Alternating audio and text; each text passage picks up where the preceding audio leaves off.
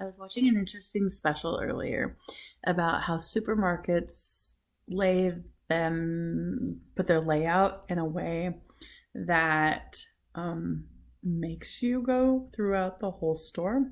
And tan lines are funny. Anyways, um, if you think about it, any supermarket you go to, you don't go in the front door in the center of the building.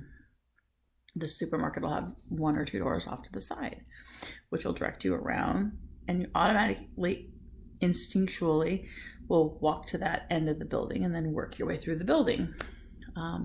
Meat, dairy, and like eggs and stuff are always in the back because that's what you need.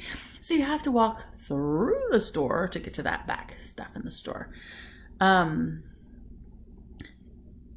The main items that you purchase are going to be interspersed with items that you wouldn't purchase, but you'll see and you go, oh yeah, maybe I'll get some of that. So like bread is mixed with tomato sauce. I don't know. It's really weird. If you think about your store, it's logically illogical. And if you map it out, you cruise through your store. I used to do the outside perimeter only and dip in when I had to. And that worked really well because it was produce, meat, eggs, cheese, and then like toiletry stuff on the other end. I can shop a grocery store and never go into the center section. Sometimes I go in for milk or for like frozen things like ice cream. But for the most part, I don't go into the center section. If I'm going into the center section, I'm buying bad things like bread, pasta, cereal, sugar, flour, odds and ends like that. It's really fascinating that the business does that. Now, here's another thing for you. If you're feeling good and you're happy, it distracts your brain and you are more likely to buy a variety of things. So when you walk in the door and you go, what do you smell? You either smell the florist shop, which is right there in front, and it smells really good. It's like, oh, yay, I'm happy. It's a distraction. Or you smell the bakery, and it's like, oh, yeah, a cake would be good. Or some cookies might be nice. Oh, surprise the kids. Who's going to eat them? Yours truly. It's amazing. There's so many temptations and so many things that are setting us up to fail. It's very important that you go through life with a plan. If I'm going to lose this weight, I have to have a plan. I wanted to go to the grocery store today and I went, no, I think I'll just have Costco deliver. And it ended up turning out to be a good thing because Costco delivered. I didn't go to the store. I didn't buy anything I didn't need. I got what was necessary and I wasn't tempted. I bought ham, cheese, contact solution. It was a real variety. Did you see the bagel? It was really good. I had ham and cheese and cream cheese on it. But I think that's my last carb for a while. I'm there. I'm finally in that place. We will go out to brunch tomorrow and I will make them create the Hannah special. I'll probably get eggs and avocado. Call it a day. 2 eggs and a avocado. Charge me whatever you want.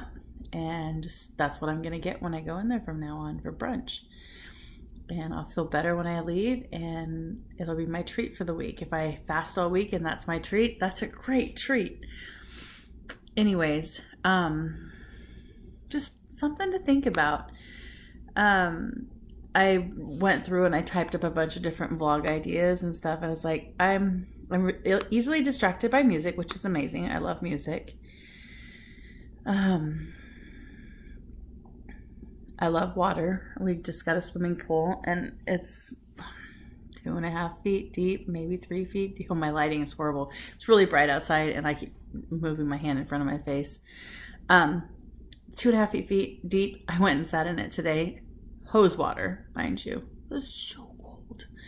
But I feel better afterwards. And then I went and laid in the hammock and dried off and took a nap. It was really nice. But I wasn't tempted to eat that whole time. So that was a nice distraction, and I might start using that pool as a dip and a distraction.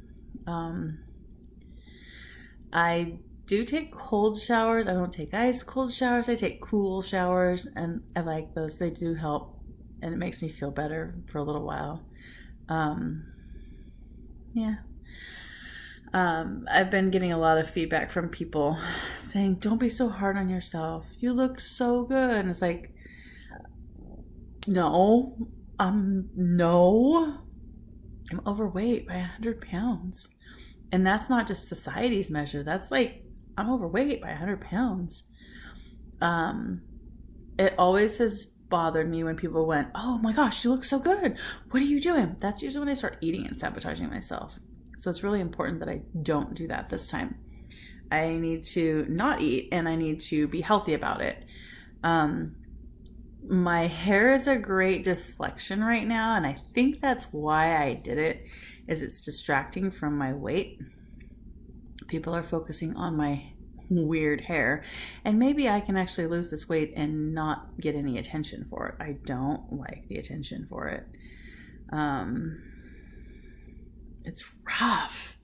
It's rough when I say I'm fasting and people are like, oh my gosh, you're gonna die. We all know that's not gonna happen. Been there, done that, not dead.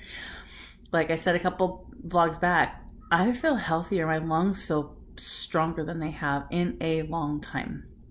I was watching oh my gosh, it was so funny. It was a puzzle thing where they put 3 things up and 2 of them are false and 1 of them is true. And they put up, what could you survive on if you were locked in a cell and you had to eat this 3 meals a day for 10 days? One of them was pasta with meatballs. No, pasta with bread. That's what it was, pasta with bread. Then there was beans and rice. And then there was steak and broccoli. And I went, steak and broccoli? Totally. Forget the other ones. They said the pasta and bread was just carbs and you'd waste away and you'd lose your muscle mass. They said that the steak and the broccoli was bad for you because it would push you into ketosis, and then you would die because your body would be living on ketones, and it's not sustainable. And they said the best thing to eat was beans and rice because it was carbs and the soy, and it was better for you. I'm like, whoa, that is so, no. I don't want to go on a diet of beans and rice. I mean, it's tempting, but I'd rather go on a diet of steak and broccoli and see which one I like better. Anyways, yeah, it was interesting. It's so funny. I put my hand here and it goes dark, and I put my hand here and it comes back. Funny. My computer sees my face but doesn't see my face.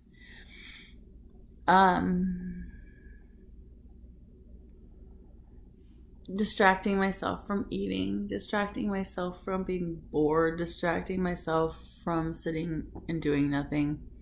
I'm working on building these up right now. I'm gonna launch them pretty soon here, and I'm stockpiling videos again because I like to do the everyday launch. It's kind of a fun thing to do.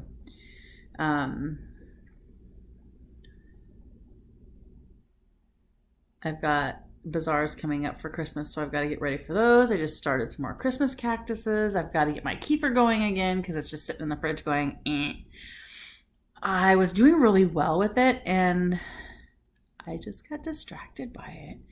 So I stopped, and I need to get back with it. It's good for my gut. It's good for hubby's gut because he's been living in the bathroom lately.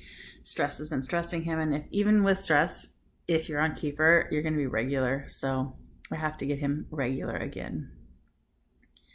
One of my ideas was how to curb cravings, and I'll probably touch on that one tomorrow. Cravings are rough,